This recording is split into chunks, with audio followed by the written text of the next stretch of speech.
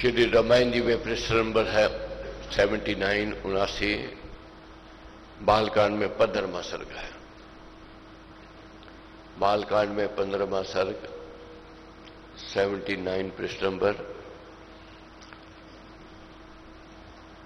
अहल्या को तार करके गौतम मुनि को उपदेश देकर मन मोती जो टूटे हुए थे, फूटे हुए थे, जोड़ा, जो बिखरा हुआ परिवार था उसको प्रेम और स्नेह से जोड़ा।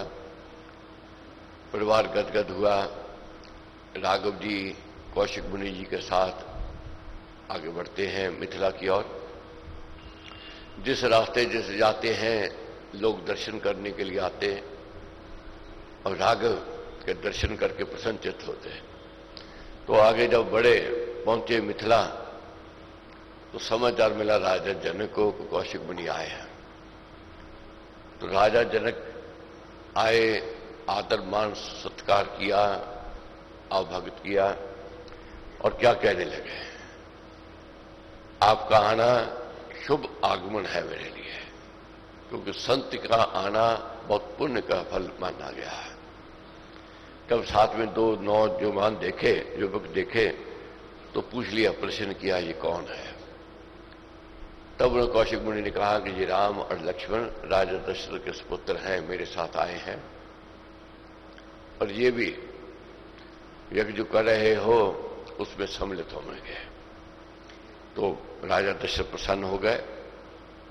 क्या कहते हैं, घड़ी धन्य अवसर में मानू, शुभ सूचक तब आना जानू, दशरथ सुत का दर्शन देना, दशरथ सुत का दर्शन देना, स्नेह सूत है नव कर लेना, शुभ आगमन की थी बहु आशा, बन जाना सुन हुई निराशा, देव योग से विधि बन आई, आश लता मेरी फल लाई।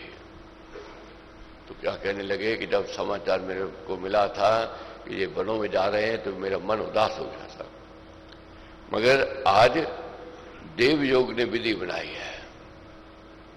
ये विधि जब भी बनती है देव योग से बनती है, ये समझना है। तो इसलिए आश लता मेरी फल लाई, मैंने जो आस रखी थी वह आज फल लाई है। आस नहीं कभी छोड़नी है, आस बलवान है, आस ही शक्ति देती है, आस ही ऊर्जा देती है। स्वागत आदर से मैं चाहूं, क्या कहते हैं राजा जनक, मैं आदर और स्वागत करना चाहता हूं, अब आपको साथ ले जाऊं, आप मेरे साथ महल में चले, क्योंकि आप राजकुमार हो, राजा राजा के घर ही शोभा देता है। ये संत कुटिया है, यहां संतों का वासा है। आप राजकुमार हो, आपको महल में जाना है। स्थान नहीं है ये तो ऐसा, राजपुत्र के रहने जैसा, राजभवन में वास बनाना, होगा मेरा मान बढ़ाना।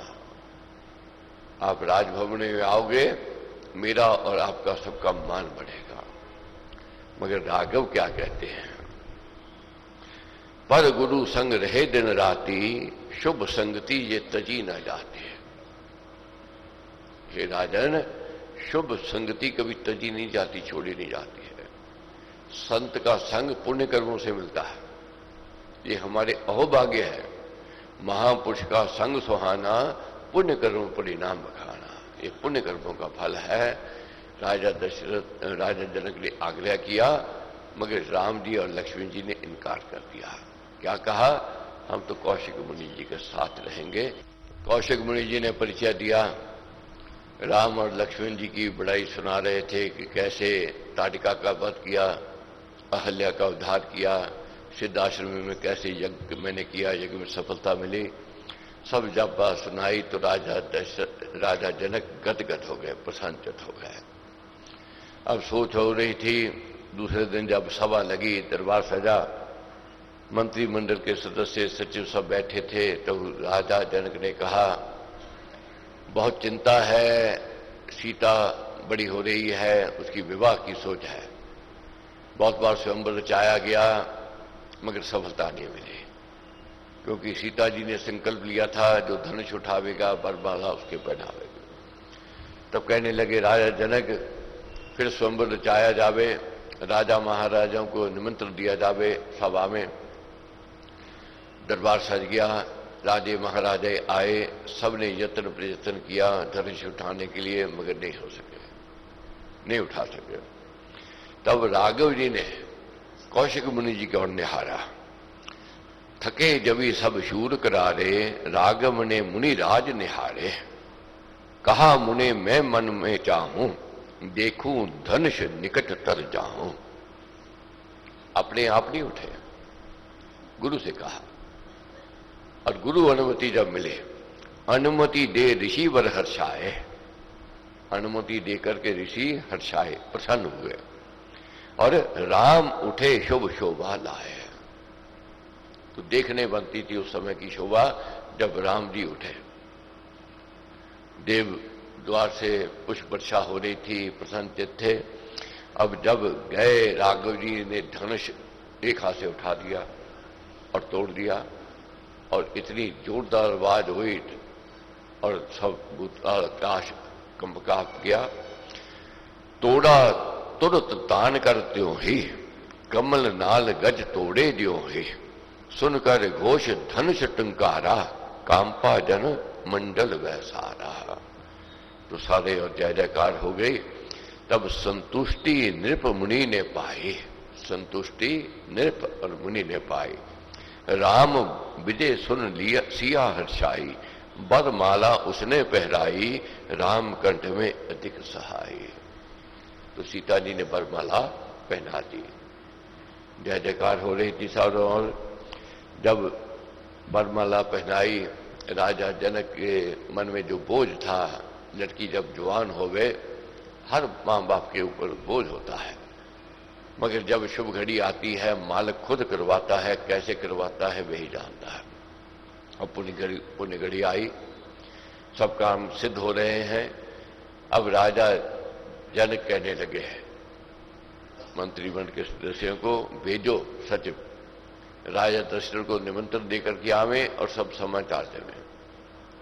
तो भेजे गए दूत, गए, जब वहां पहुंचे, उन्होंने समाचार दिया किस प्रकार स्वयंवर रचा था, कैसे राजे महाराजे आए, मगर सब विफल हो गए, हार गए। मगर राम जी ने धनुष उठाया और सीता जी ने बरमाला पहनाई। और राजा जनक ने कहा है कि आप बरात लेकर के आओ, बरात लेकर के आओ। जब सब बात सुनी तो राजा दशरथ क्या कहते हैं, कहा अहो निज वंश बढ़ाया, मान देश जन में है पाया, कर्म किए सब तुमने सो ही, रघुवंश में शोभते जो है। जब राघव जी से मिले, राजा दशरथ बरात लेकर के आए, गले लगाया और क्या कहने लगे कि हे राम, तूने ऐसे कार्य किए जैसे वंश की कीर्ति बढ़ी है, मान बढ़ा है, और मेरे को यही आशा थी कि आप ऐसा कार्य करोगे जिससे वंश का और कुल का नाम बढ़ेगा। और कर्म किए सब तूने सो ही, रघुवंश में शोभते जो ही, है मम धन्य जन्म जग आना, धन्य हुआ रघुराज कहाना, वीर धीर सुत तुम सब पाके, सफल हुआ मैं प्रीत कहा के।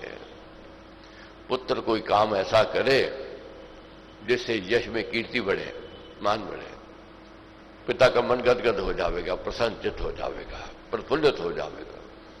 अब राजा दशरथ मन ही मन प्रफुल्लित थे, प्रसन्नचित थे, कहने लगे कि आज मैं पिता कहा के अपने आप में गर्व महसूस करता हूं, मेरे को प्रसन्नता हो रही है। तो महाराज ने समझाया है, जातिक जीवन ज्योत जगाए, जाति जीवन स्तेज बनाए, करे सजग जनता जन जो भी, जाना जग जीना शुभ सोही, वैसे गिद्ध काक हैं जीते, मल से भरते भीतर रीते। केवल जीना ही बहुत नहीं है, जीने तो गिद्ध भी जीता है, कौवा भी जीता है, मगर मल में रहते हैं, वो बात नहीं है। जीना उसी का जीना है जिससे कुल का, वंश का और मां बाप का और गुरु महाराज का नाम ऊंचा हुआ है। तो इसलिए ये प्रसंग में यही प्रेरणा मिलती है कि जीवन में जो आया है, अगर कुल और वंश के लिए, जाति के लिए, समाज के लिए कार्य करता है, वही उसका जीना है, वही प्रशंसनीय है, वही सम्मान में शोभा पाता है। तो सब बात हुई। तो आपस में जब विचार चल रहा था तो राजा दशरथ और राजा जनक अपने अपने परिवार की बात कह रहे थे। तब राजा दशरथ ने कहा, मैं अपनी बात की क्या परिवार की करूं, गुरु विशेष जी बतावे। गुरु विशेष जी ने फिर सारा परिचय दिया वंश का, कुल का। उधर राजा जनक ने दिया अपने कुल और वंश का। जब दोनों और के वंश की बात सुनी, ऋषि मुनि प्रसन्न हुए तो कहने लगे कि बहुत उत्तम कुल है आपका, उत्तम वंश है, और हमारी इच्छा क्या है, आपके भाई की जो लड़कियां हैं और विवाह साथ में लक्ष्मण जी, भरत और शत्रुघ्न जी का भी साथ में कर दे, चारों विवाह एक साथ हो जाओ। तो सबने हाँ कही प्रसन्न मुद्रा में। तो बारात चलती है, लोग चौबारे में खड़े हैं, गलियों सड़कों में खड़े हैं, निहार रहे हैं, बारात की शोभा को देख रहे हैं। और विवाह होता है राम जी का और साथ में तीनों भाइयों का। ये उत्तम प्रसंग है। अब बारात में हमने चढ़ना है, इसका रस, इसका आनंद लेना है।